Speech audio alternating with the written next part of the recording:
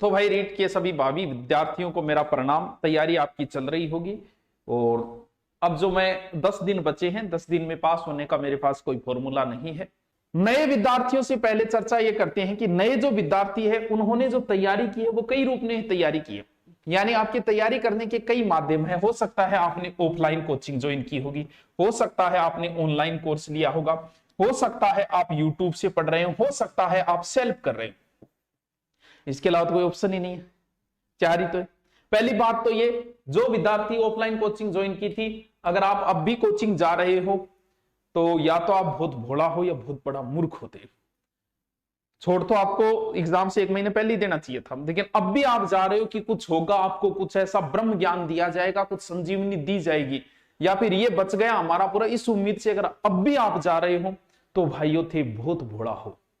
छोड़ देना अब भी से। अब जो दिन बचे, अब दिन नहीं बचे, समय अपना बर्बाद मत करो।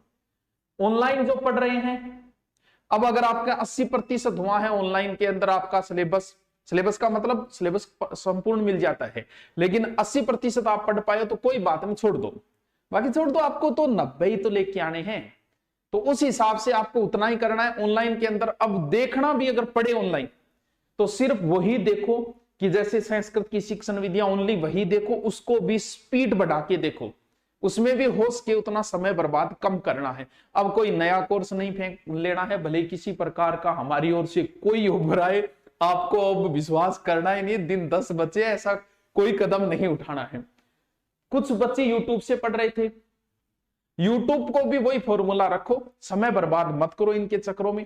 हम हमारे व्यू के चक्रों में ऐसा कर देते हैं, नई नई तरीके ले आते हैं, नए नए टेस्ट पेपर मॉडल पेपर ले आते हैं, बाकी आपका समय बर्बाद कर रहे हैं। आप मॉडल पेपर खुद निकालो, खुद अभ्यास करो। यूट्यूब पे भी देखना है तो सिर्फ अपलोड वीडियो देखो, उसके अंदर भी क्या देखना है, उसको भी स्पीड बढ़ा के, जो नहीं आ रहा है वो ओनली, अब ये नहीं पुराने वाले रिपीट डबल मार्क करता जा रहा हो, नहीं आ रहा है वो भी स्पीड बढ़ा के आप देखो।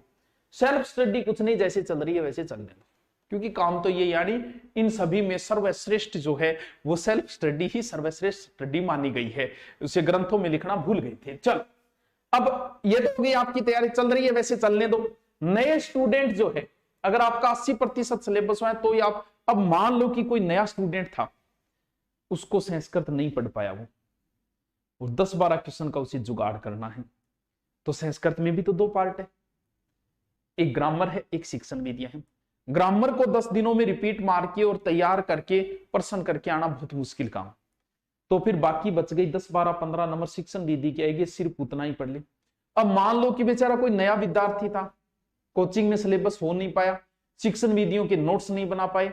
अब नोट्स बनाने की ट्राई मत करना, नोट्स खुद के होने चाहिए, बात एकदम सही है, लेकिन आपके पास 10 टॉपिक लगते हैं, 9 के खुद के नोट्स अच्छे हैं, तो एक टॉपिक का जरूरी थोड़ी कि आप खुद बनाओ यार, कहीं से जुगाड़ कर लो।